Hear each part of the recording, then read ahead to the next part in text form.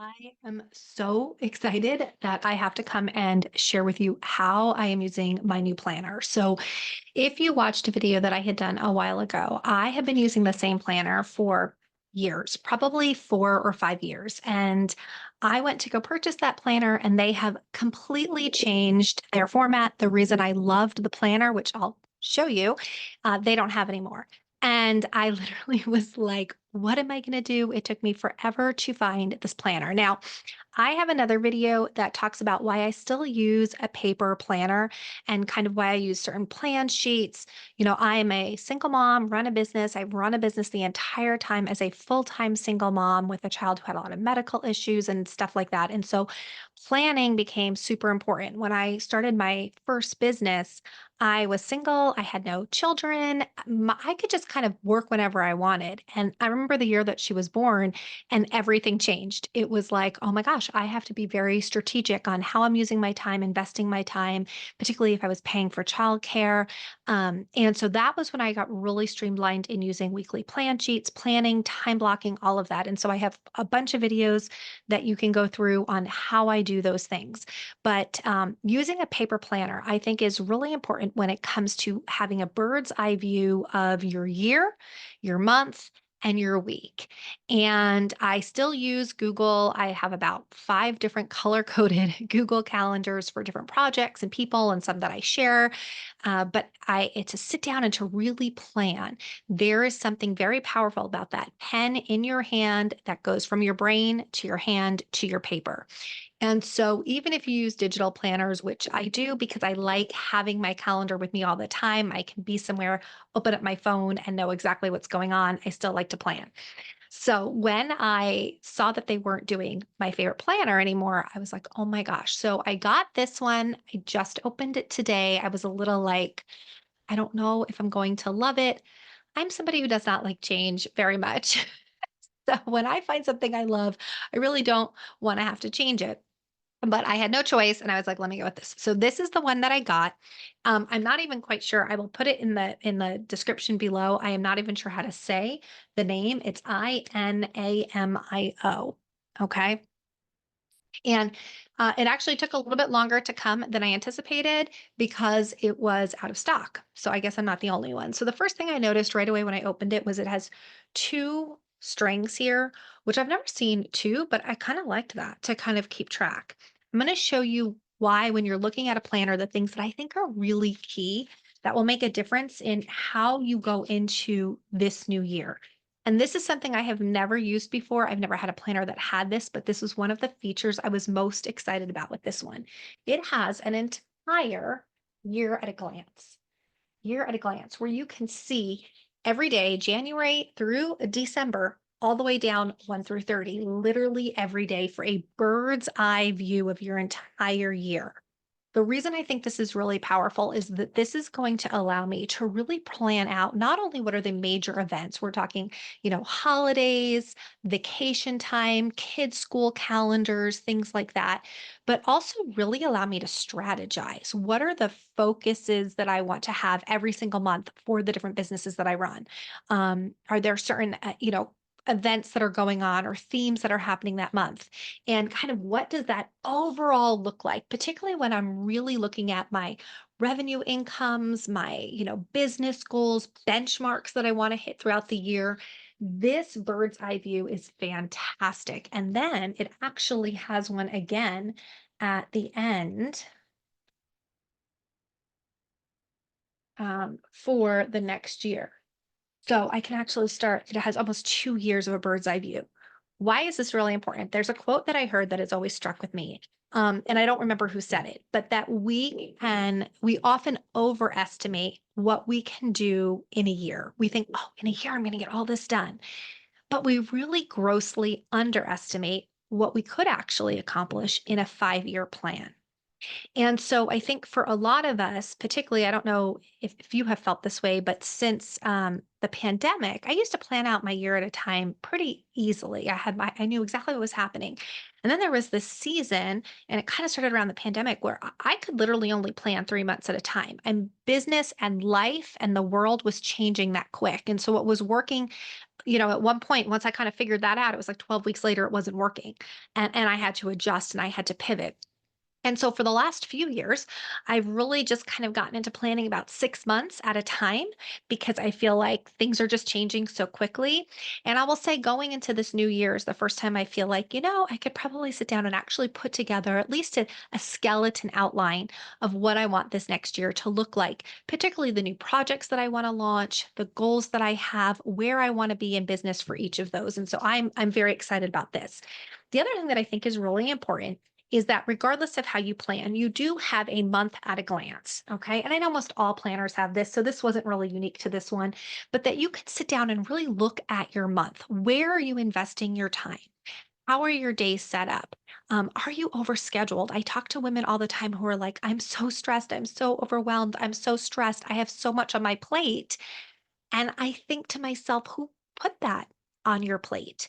At least here in the US, we kind of have this badge of honor that the more overworked and stressed I am, it's like a gold star. And I have to say, as I used to believe that, I bought into that the more I was doing, the more overwhelmed I was, the more busy I was, the busier I was, that somehow that made me more important. And what I realized is that just started to really reflect an inability to delegate, prioritize, set boundaries, say no, particularly if you find yourself saying yes to things that you then later regret. And sometimes it's good things. I mean, sometimes we say yes to things that are great, but it doesn't mean that it's great for right now. And it doesn't mean it's great for this moment. And sometimes it is. I mean, I have something right now personally where I'm saying no to something that I feel guilty saying no to. But every time I think about it, I feel like this weight, this heaviness of, "Ugh, I really don't want to do that. That's just not where I want to be investing my time and my money right now." But I feel obligated. And so I'm trying to be very aware of that little voice of saying, where's that obligation coming from? And it's okay to say no. It's okay to say this isn't serving me right now. It doesn't mean that it won't in the future. But I think having a really good, clear view of the month that allows us to see, like, is every weekend packed? Is every weekend overscheduled? Where are my days off? You know, and it just allows us to plan a little bit better. I personally like to, for my business, I like to break my month into 2 weeks. I try to have what my goals are by the 15th and then the 15th to the 30th.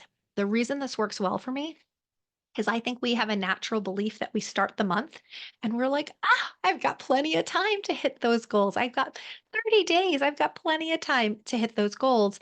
And then all of a sudden the month is over way quicker than we imagined. And now it's the 20th or the 25th and we are hustling. And when I was younger and I was new in business, I really found myself getting into a um, pretty chaotic work schedule where I would work like a madwoman the last week of the month to hit my goals. And then I would be so exhausted. So I would go into the new month with like complete exhaustion, needing to kind of, regroup. It would take me 2 or 3 weeks to get back together. By the first week, I was just recovering. The second week, I would start to plan, okay, what do I want to do this new month? The third week, I would start working a little bit so that I would be back into that real stressful hustle the fourth week. And that cycle continued and continued, actually for a year. And I finally went, I can't do this anymore. So, one of the things that I did, and there were a number of things that I did during that season to change my life, but one of the big ones is I started looking in blocks of 15 days. And so, rather than thinking I had the whole month, it was just what do I need to get done in the next 15 days that would get me on track for that monthly goal, hitting that halfway mark. And so, that's one of the reasons a month at glance is key. But this is the real one. This is the one that made me, when I couldn't find my planner, I went, oh my God, I'm going to have a heart attack. A vertical planner. Guys, I do not why. Do you understand? I do not understand why it is so difficult to find a vertical planner. Every planner I found it was like Monday, Tuesday, Wednesday, Thursday, Friday, horizontal. The reason you need a vertical planner like this with the times in, or at least a place that you can put the times in, is that this is how you time block. This is how you can actually sit down, block out your week, and figure out where is my time going. Years ago, I did a coaching weekend. I went to this travel to this weekend event. I was working with a woman who had built a multi-million-dollar business, and spent the weekend learning from her. And one of the activities that we had to do prior to arriving was we had to set a timer on our phone for every 30 minutes to go off, and we had to do a time audit. And I actually have a similar program that you can check out on my website. It's a time audit for women. It's based on what I learned during that season taking that class, and what I started to implement for myself. But this time audit really allowed me to see exactly where I was putting my time every day. And I learned so much. I learned that I overestimated that things took either longer or shorter than what I anticipated. And I also realized I didn't account for a lot of time. Things like, oh, I have to go grocery shopping. I'll put that in my calendar for an hour, but I didn't account for the half hour to drive there and the half hour to drive back, or the 20 minutes to put the groceries away. And so I was constantly feeling stressed. I was constantly feeling like, why do I feel overwhelmed? Why can't I get things done? And it was really just because I wasn't aware of how long things actually took. You think, oh, I'm going to sit down and write a quick blog post, and 90 minutes later, right? And yes, there's AI and stuff like that, but if we're going to stay authentic, genuine, really give our value, our voice, there's still a hands-on approach that I want to have. That's where I am at this season of my life. I want people to hear from me. And so, if you're creating takes time, right? Or you think, oh, I'm going to make a couple of phone calls, but if you're really getting on the phone and you're coaching someone and you're diving deep with them, that takes time. And so I was underestimating all of my time on when things took me. And so time blocking will change that. So having a calendar where you can really look hour by hour and sit down. Now, I like to color code mine. I use green for my money making time that's actually generating income for me. I use yellow for things that are more like projects that I'm working on, but they don't really create any income yet. Things that are blue, because blue is my favorite color. That's anything that has to do with, my daughter, family, friends, things that I love to do. Orange is for appointments, things that I have to do, like go to the dentist, don't really want to do. Um, but I time block. And so this calendar, I am so excited with how time block. Now it does have some other things in here, it has some blank pages at the end. It has a name and address book, which I'm like, do people actually really use that anymore? I'm not sure on that.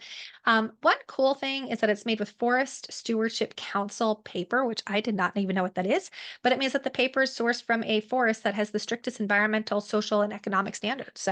So yeah, I know this video sounds so much like an ad for this planner, because I'm so excited about it. And again, I will link it. It's in my Amazon storefront. I will link it below. But what I really want you to see is that getting your planner now before the year starts, so you can sit down and be strategic on where you're going in the next year. It's been said that most of us actually spend more time planning our vacations than we do our lives. That is crazy. And a lot of times we end up someplace that we didn't plan to end up, simply because we didn't have a plan. Life just kind of happened and we just were along for the ride. And so I always get excited with a new planner. This is kind of the little nerd part of me, but I love a fresh start.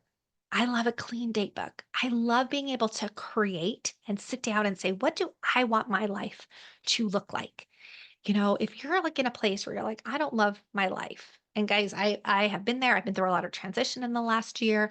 I've had to really step back and go, there are key things I don't love about my life right now. Well, Tara, who's in charge of that? And who's going to change that? Nobody else is going to come down, wave a wand in your face, and give you the life that you want. You are responsible for doing that. And I'm like, yeah, I am responsible for doing that. And so I need to really see where my whole year is going to go. Where do I want to be this time next year? It is not just going to happen. It is going to come with purposeful planning, um, being proactive, making choices every day that take us a step closer to where we want to be. And so if you love this, I'd love to hear in the comments too, like, do you have a planner that you absolutely love? Do you have a vertical planner? Because if you have other ones, I want to check them out. If there's other ones that are out there. I also will tell you this one was really cheap. I did find one that you could customize. It was a planner where like you could create all your pages and you could totally customize it the way you wanted it, but it was about 4 times as much as this. So this I was pretty thrilled with. It was very inexpensive. I also like that the cover wasn't paper, some kind of like vinyl or something. So it's not going to get dirty. But whatever planner you use, these are the 3 things that I think need to be in it. A year at a glance, so you can see your whole year. A month at a glance, so you can really see what your months look like. You only get 12. I mean, if you think about it, you only get like 52 weekends a year. That's not a whole lot, right? Um, and then really that vertical plan sheet so you can time block, that you could see where your time is every hour, where your time is going and what you're investing in. Those three things will set you up for uber success. Um, they will set you up where you are in control of your time, you are in control of your day, and life isn't just happening to you. Now, another key thing that I have learned from women who have mentored me, because when I started time blocking, I would always think at the end of the week, my week didn't look like how I blocked it. I had all these hours set aside and it didn't turn out that way. And a mentor that I highly admire, um, she said to me, "Oh my gosh, no." She goes, my week never, ever, ever looked the way I blocked it, but it was always closer to what I wanted it to be than had I not blocked it." And that for me was a huge weight of, oh, okay. It's just getting the skeleton there so I can get as close to what I want as possible. But it's not going to be every hour the way I thought it was going to be, because it's life, and we deal with people, and situations happen, and life gets wild and crazy, and we need to be flexible and be able to move with that. But at least you're going to get closer. You have that outline that's going to get you closer to where you want to be. So as we're finishing up the year and starting the new one, I hope some of these tips just set you up for your best next year. And if you love tips like this, I hope you will subscribe, comment, come hang out with me. And if you are looking for a little bit more like hands on, a community of women that is really going to support you, where you're focused on a growth mindset, growing into the best version of you, developing skills that will become the best version of you, like pulling out what's already in there, not changing who you are, but already knowing that there's great stuff in you and you just need to kind of sometimes get that out and start living in a way where that's what you're experiencing on a daily basis, then I really hope you'll check out our Hey Girl You Can community. I'll put all the links below and can't wait to hear from you.